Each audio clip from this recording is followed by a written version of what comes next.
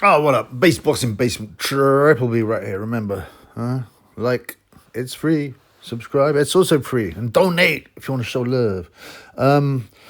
So, I just watched David Benavidez. He's David Morrell, the fight of the Davids. The David Derby, as they might say in the UK. Yeah, now I'd made a prediction predicting that Morrell would win on either on points or in the late rounds. Didn't happen. Didn't happen. Benavidez, he got the decision deservedly, but it was a quality fight. Having said that, I would say I was a bit disappointed with Morrell. I'll get into that later. Some people think the my title's clickbait, but I'll get into that later. I'll just talk about the fight first. And like I said, these were two quality operators, right? These are two quality operators. And I was surprised. I think ultimately, right? Ultimately, I underrated Benavidez. I underrated his skills because of his physique, and his bad lifestyle, But I also questioned myself when I was writing, talking about previewing this event. I even said, I'm questioning myself though, because so many people are backing Benavidez, but I just don't think he's that great.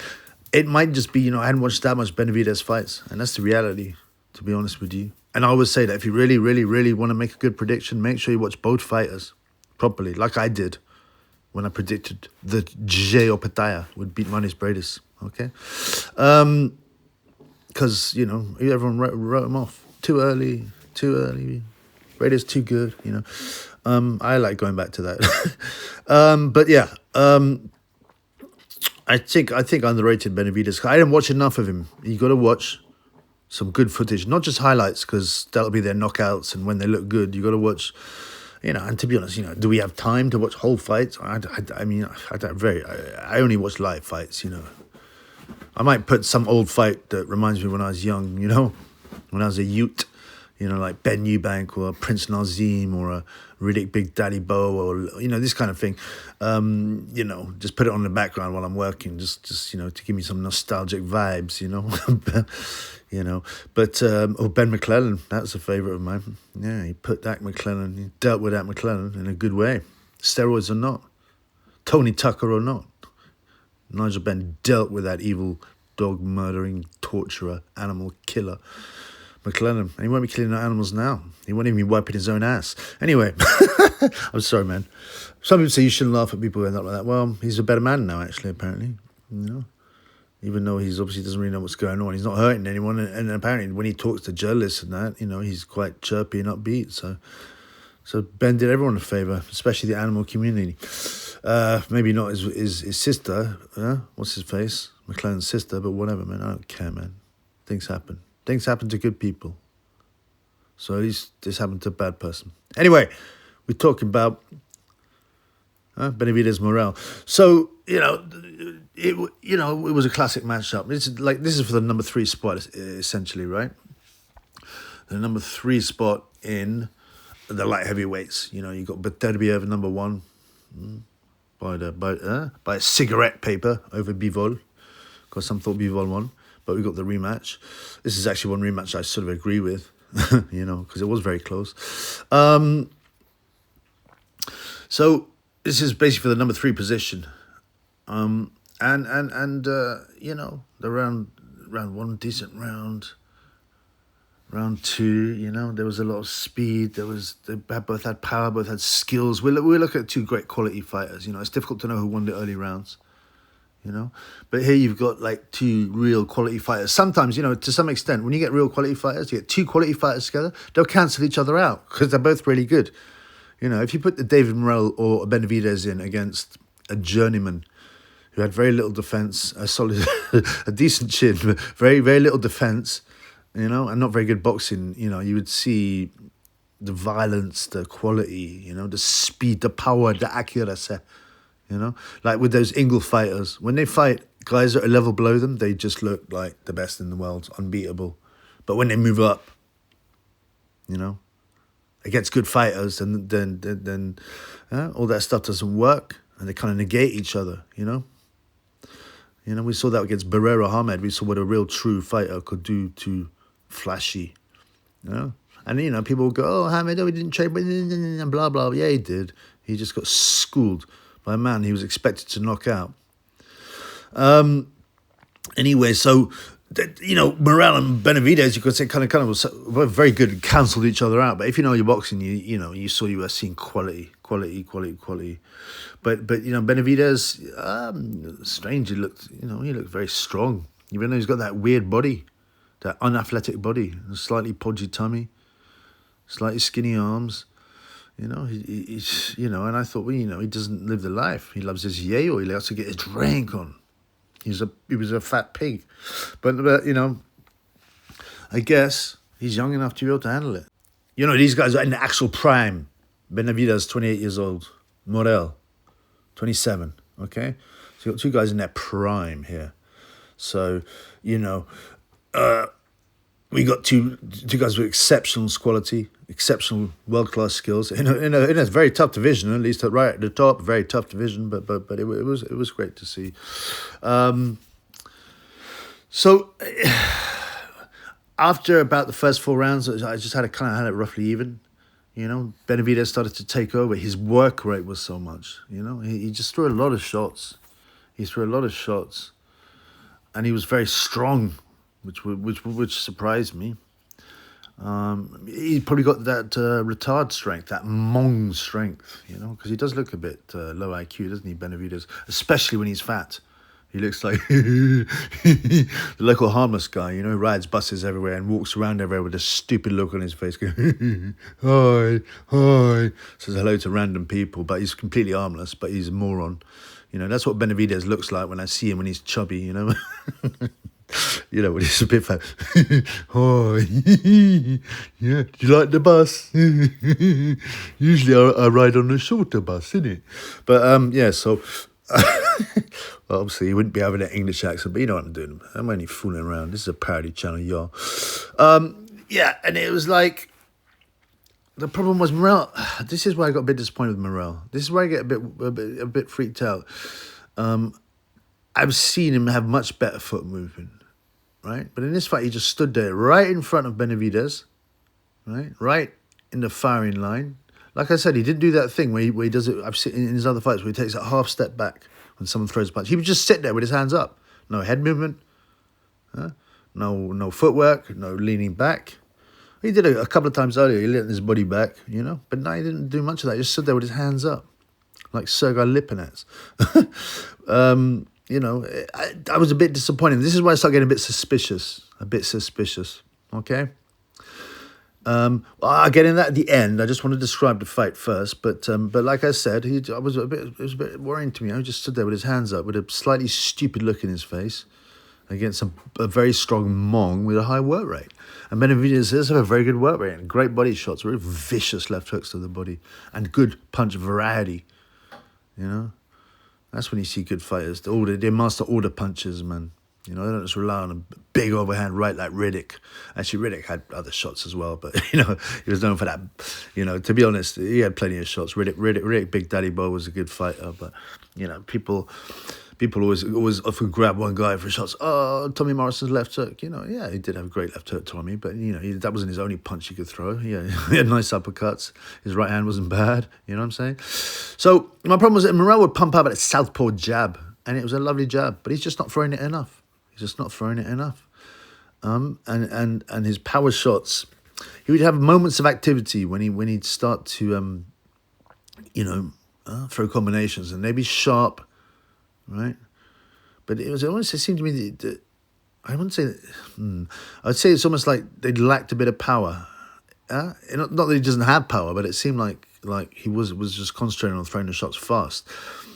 And like I said, Benavidez seemed to start to take over after the end of round 5, you know, with his huge long arms. And Morrell just not busy enough, you know, not busy enough. And I was impressed by Benavidez, like I said, his work rate, especially his work rate, and his left hooks to the body. But Morrell soaked it up. But at no point was Morrell in any trouble. Up in round 9, I had round 9 Morrell winning, you know.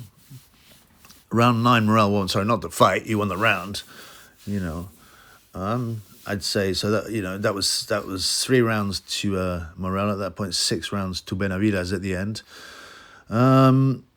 You know, and the thing is about Benavidez and his defense, I underrated it. I said he's easier to hit because I said I didn't watch enough of his fights, and more shame me, because I don't like to lose money for myself, but I'm even more angry when I say to me funds, because I've done so many good picks with me funds and won them so much money, J.L.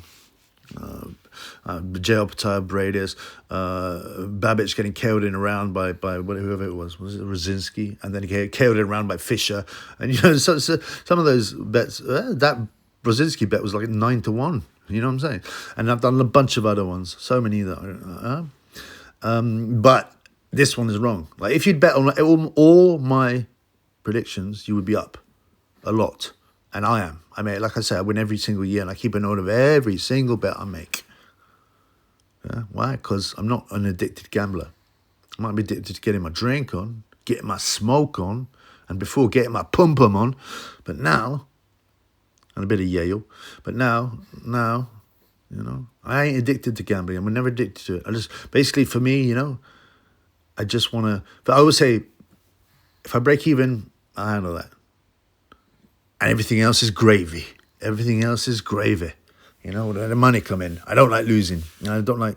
So if any of my fans took me tip, I'm sorry, but I lost as well. But yeah, Benavidez, his defense was very underrated, man. As soon as he sees Morrell throw, he would take half a step back and put his hands up. He's very loose, right, when he's coming forward and throwing shots. So he looks hittable. But as soon as he sees the other guy throw shots, boom, his hands go up and he takes half a step back. So I was very surprised by that. I took Benavidez easy to hit. Yeah, in the 10th, Benavidez dropped a low blow on Morrell. He's obviously watched the Adam Azim fight and was picking up some tips then. And then in the 11th, I think it's the 11th round, Benavidez got dropped by Morrell. And I'm like, oh, come on, bro. Come on, Morrell, jump on him. Because, if he'd knocked out Benavidez, then I'd be bragging. And I would have got the money in too. I mean, I didn't put very much money on. I put my bets on, but let me think. I got one, I don't know. I would have been at least £100 up in profit, that is. I'd have to relook at my bets, but I remember one of my bets was 7-1. The other one was 3.25. The other one is I don't know, was in the second part of the fight. I can't remember, but it would have been I think at least 100, if not more. But it didn't happen. And Morrell actually hurt better after the bell. Clearly after the bell, he got a point taken away, deservedly. It's a shame he didn't have the referee with the Azim fight, and he just would have got a warning, But he got a point taken away. And in the 12th, I thought, go on, jump on him, David. Jump on him. I annoyingly, I watched this on daily, YouTube, I think it was. And, they quite often put a fight on the next day, but they trim it around the side. So you don't get the full experience, but, that was the best I could find. And, at least I got to see the fight. But yeah, and I thought, just jump on him, man. What are you doing, man? Just jump on him. And Morrell just didn't. I mean, he might have been tired, but he never really looked gassed or anything. I just thought, look, you've hurt him now. You put him over, and you hurt him after the bell. Jump on him as soon as you come out.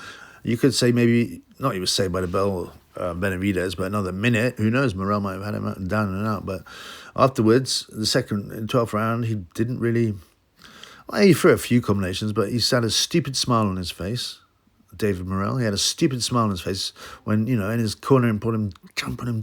You got to jump on that guy and try and bang a man out in a fight this big. It's not just a fight, that's on the line. In pride, Cuban pride. It's also that if you win this fight, right, next fight you might get a couple of mil because you're still a name now, or maybe less. Yeah, but if you won this fight, you might get 20 mil. You know what I'm saying? So instead of having that stupid look on your face, that's what the corner said. Listen, man, this round is a $20 million round. Yo, we knock this idiot out, and you got a £20 million payday or whatever the next. If you otherwise, you might get, I don't know, 1 mil. Let's say 1 mil payday. You lost £19 million if you don't jump on him and knock him out. I'd be like, yeah, I'm gonna knock this bum out. I mean, that's got to motivate a man. I don't understand why no one ever says that in the corner. People say stupid things like Teddy Ellis, we firemen, we got to put fires out. Or, and everyone creams themselves because Angelo Dundee told Sugar Ray Leonard in the round, you're blowing it, son, you're blowing it, against Thomas Hearns. Yeah, you're gonna have to pick it up. You're blowing it. Oh, what amazing corner! What? Any idiot, even a woman who'd never seen a fight before, would say, look, you're losing this fight, man. You're going to have to jump on him. You're going to have to hurt him. I mean, oh, he's such a legend. They cream themselves about. You know what they do? Because people are idiots and they're too easily programmed. So they hear the same thing. Like I said, there's normies. Normies hear the same thing over and over and over again. And it becomes the truth in their head, whether or not it's reality, right? They're idiots, normies, NPCs, blue pill people. We don't want them. Well, no, I mean, they exist. And the funny thing was, if we were in charge, i.e. the people that know the red-pilled people, then we would just program them with red-pilledness. And instead of being woke, they'd probably be sitting there doing the Roman salute. You feel me? Anyway. Yeah, Morrell, he just didn't throw enough. He had a sort of stupid half smile on his face. And then, it's 10 seconds to go or something, and he just sits there doing an alley shuffle. You do an alley shuffle right at the end of the fight instead of trying to bang a guy out and get a £20 million payday. Instead, he lost it. Right. So the title, people say, oh, clickbait title. Well, whatever. But I'm very suspicious about this fight. Okay. I'm a bit suspicious with Morrell. Okay, it's his first major super fight, but this is a guy who's fought at a top level, and he's very confident. You can see that. Right, and he definitely thought he was going to beat Benavidez. I think he might have been surprised by the Hmong strength of Benavidez, and he might have been surprised by, the work rate and the punch variety.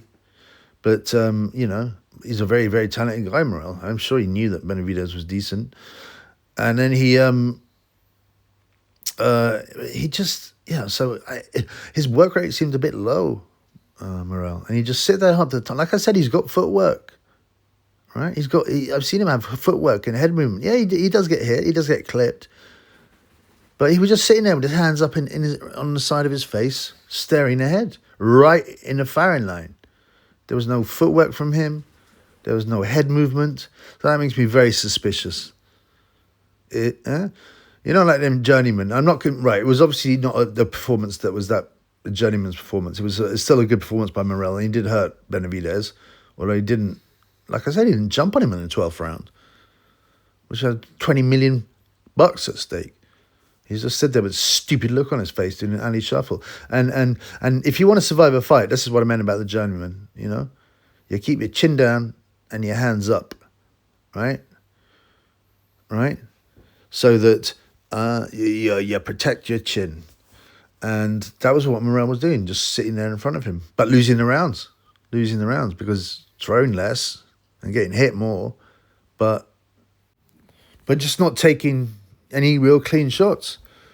Right? He took a couple. Of course, you're going to over 12 rounds, but he was definitely getting outlanded, and certainly, there were a lot of vicious body shots from Benavidez, but he took them well, Morrell. At no point was he in trouble.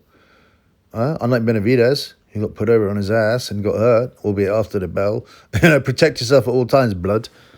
But yeah, so what makes you suspicious was, Morrell's absolute lack of use of his skills, whilst, staying inside, as Americans say, inside the pocket. I hate that cringe expression. It's an American football expression, and they start using it in Britain all the time. Like I said, people repeat things if they hit him over and again. You always get British, oh, he's in the pocket doing well. What do you mean in the pocket? What does that mean to you, in the pocket? Well, it's close up, like when it's in the pocket. Two things no, it's not. In the pocket is like an American football term, right? So, They shouldn't use that. It's cringe when Brits use steal terms that are not relevant to them. Anyway, he didn't stay in the packet, so basically he just stood there in firing range, close, without moving his head, without throwing enough shots back. He would have the occasional bit of, work rate and activity, but and doing the Ali shuffle and not going for it in the 12th round after putting him over makes me very suspicious, very suspicious. And at the end of the fight, it happens a lot, even after beef, people hug each other, but there's almost like, okay, there we go, we did it. Well, maybe I'm reading too much into it. But Benavidez, waiting for the decision, right? Morrell's kind of acting, pretending that he might get the decision. Going, yeah, put his hands. Come on, man, you lost that fight. He lost, the opportunity you had to win that fight. You didn't step on the gas. You just stood back with a stupid look on your face and did an Ali shuffle with your hand, and spend most of the fight with your hands by the side of your head. You know what I'm saying? And not moving your feet or your body. Not moving from the waist. So, and he didn't seem that upset. So one minute he's pretending, I'm going to get this decision. And then he doesn't get a decision. He's like, oh, whatever, and hugs Benavidez or whatever. It's like, well, if you really thought you'd won it, you'd be gutted when you didn't get a decision. So I'm very suspicious. People say, oh, I didn't fix fights in boxing. I mean, there's loads of dodgy stuff that goes on in boxing, who knows? There might be, like I said, that agreement when it's like, look, you build up this fight, you have some fake beef, which they did have a lot of fake beef. And Morrell's not well known, right? We say, Morrell, look, you fight Benavidez, you get your $5 million, but you only get the fight. You know what you got to do. We don't want you winning that fight, okay? Obviously you got to look like he tries, but he didn't try hard enough, did he? Like in the 12th round, after putting his man over and hurting him with a shot up to the bell, And I don't know, but Morrell's, I don't know, it's not like he was pulling his punches, but his punches seemed to have a lot less pop than they'd done in other fights. And some of the, like I said, the decisions he took were weird. You can say, oh, it was just because of Benavidez is so good and his work rate. Well, yeah, I'm sorry, mate. When you've hurt someone and put them over, right, you can win that fight. And so you should be going to KO them the F out. So I'm a bit suspicious, right? I'm not saying for certain, but looking at it, I'm a bit suspicious how Morrell fought and how low his punch output was and how he just sat there asking, to be unloaded on, especially with body shots. Because, if you're going to throw a fight, you don't want to sit there getting punched in the head and losing your brain cells, right? You want to try and, or you do what those British journeymen is, like Peter Buckley, you just try and not take shots to the head, I'll take a few to the body and take some on the gloves, and that's exactly what, Morrell seemed to be trying to do. But, Benavidez landed enough headshots, which is not surprising because Morrell didn't move his head. He just sat there with a stupid look on his face, as I said many times. Yeah. So I am suspicious that it's not totally kosher, that there was deal. Like, listen, man, Benavidez, we're going to make a superstar out of him. And we want the Canelo fight because that'll be worth, that'll be have purses of $100 million or whatever. So David, you can have this fight, but we don't want to see you win it. You feel me? And that's how he fought, like a man who didn't really try and win. He never really tried to win. And it wasn't because, and like I said, Benavidez was very good. And he surprised him with his long arms, his variety, his moron strength. But still, Benavidez, in some ways, Morrell, I still think, had the skills to win that fight. And like he did drop him. Why not jump on him? This is the last round, you got $20 million at stake. Knock him out, let everything go. Because he didn't seem knackered. He was never like puffing. That's the other thing about Morrell. He was never puffing, was he? Just anyway. So I'm suspicious. What do you think? Put it in the comments. Do you think Morrell agreed not to win the fight? And there was some kind of agreement there? Do you think Benavidez was just too good for him? How do you explain Morrell being so passive in the last round? How do you explain Morrell not using his skills? Yeah. So I'd like to hear the fun's comments. All right. So do it. Cheers. Okay, right. I just got this video, right? I'm just uploading this video, right? Okay. So this is the video of decision, right? Just have a look at it. Have a look at how chummy everyone is and how weird David Morrell's body language is. He isn't even bothered when he loses, right? Despite sort of pretending that he'd won at the end of the fight. He's giving the thumbs up to all these guys, you know, on the opposite team. He's shaking hands with everyone. He's all pally. He has no emotion when they announce Benavidez as being the winner. I think it's very suspicious. Check it out. Put what you think in the comments. I wonder what y'all think. Thanks, guys. Good night.